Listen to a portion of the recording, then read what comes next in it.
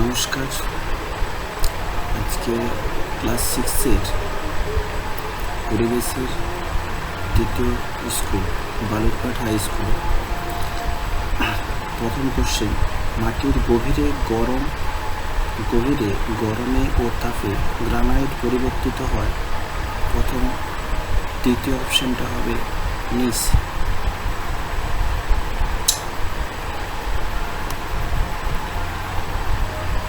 দৈর্ঘ্য, ভর, বেগ, সময় ড্যাশ হলো একটি লব্ধ রাশি। এখানে লব্ধ রাশির মধ্যে কেবলমাত্র বেগটা হবে লব্ধ রাশি। এসআইতে ওজনের একক হচ্ছে নিউটন। তরলের চাপ নির্ভর করে প্রধানত তরলের গভীরতার উপর। নবীকরণযোগ্য শক্তি হচ্ছে সৌরশক্তি। আমরা সৌরশক্তিকে জানি যে শক্তি হচ্ছে পুনরায় ব্যবহার করা যায়। ভর ভাজিত আয়তন সমান হচ্ছে ঘনত্ব বা ডেনসিটি আমরা জানি। এসআইতে আয়তনের একক হচ্ছে ঘন মিটার। এম কিউব লেখা যায়। এখানে তোমরা এম এর পাওয়ারে কিউব লিখতে পারো।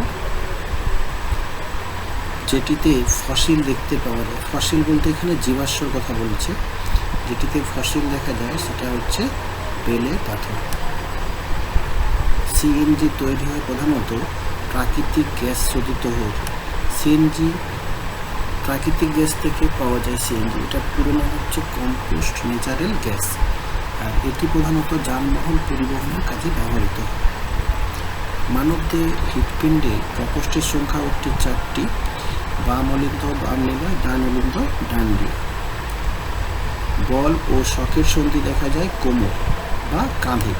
আমরা দু ধরনের সন্ধি দেখতে পাই, বল সকেট ও কবজা সন্ধি। বল ও সকেট সন্ধিটা দেখা যায় প্রধানত কোমরে বা কাঁধে। আর আমাদের গোড়ালিতে থাকে কবজা সন্ধি দেখা যায়। হেমাটাইট কি? হেমাটাইট হচ্ছে এক প্রকারের লৌহ আকরিক। এবারে আসছে 2-এর দাগে, একটি বাক্যে উত্তর দাও। কোন কোন ধাতুর মিশ্রণে পিতল তৈরি হয়? প্রধানত তামা ও দস্তা দিয়ে পিতল তৈরি হয়। 1 মিটারে 1000 গুণ কত? 1 মিটার সমান আমরা যেমন জানি কি 1 কিলোমিটার সমান জানি কি 1 কিলোমিটার সমান 1000 মিটার।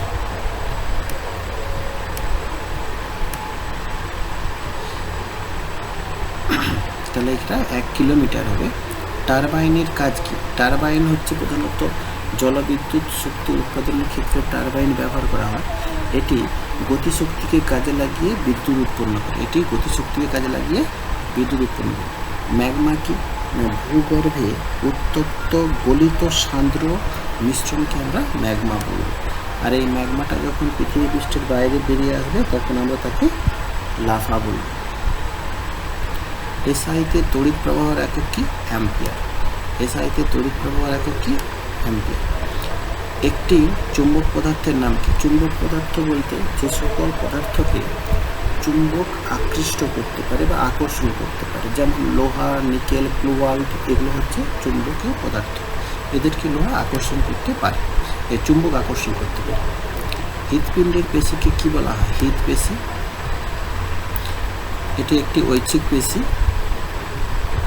কোন যন্ত্রের সাহায্যে বায়ুর চাপ মাপা হয়? বায়ুর চাপ মাপা হয় প্রধানত ব্যারোমিটারের সাহায্যে।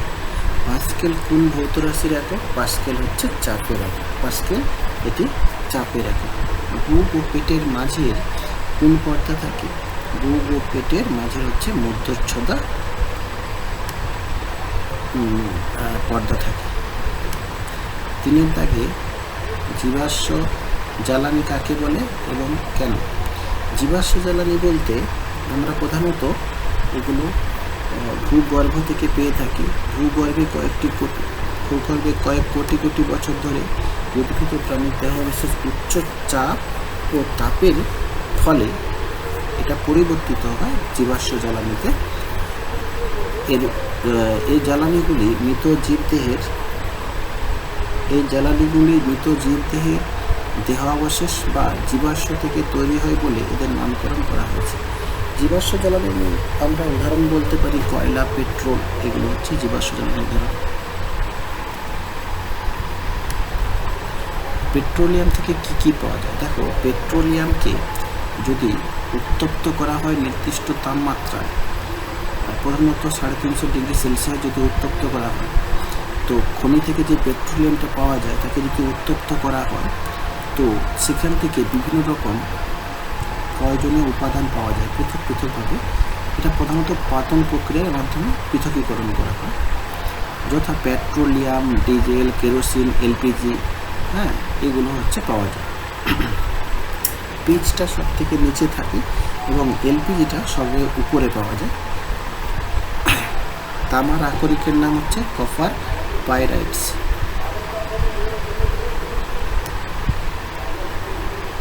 কোনো বস্তুর দৈর্ঘ্য 5 মিটার, প্রস্থ 3 মিটার ও উচ্চতা 2 মিটার হলে এর আয়তন ও ক্ষেত্রফল।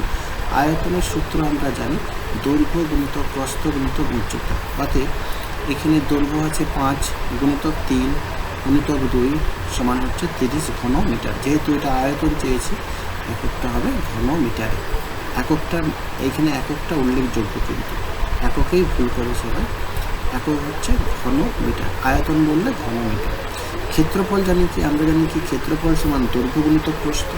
এখানে দৈর্ঘ্য হচ্ছে 5, প্রস্থ 3, অর্থাৎ এখানে ক্ষেত্রফল হবে 5 গুণিতক 3 সমান 15 বর্গ মিটার। ক্ষেত্রফল হলে বর্গ মিটার, আয়তন বললে ঘন মিটার। ঘন মিটারকে তোমরা এম কিউ লিখতে পারো।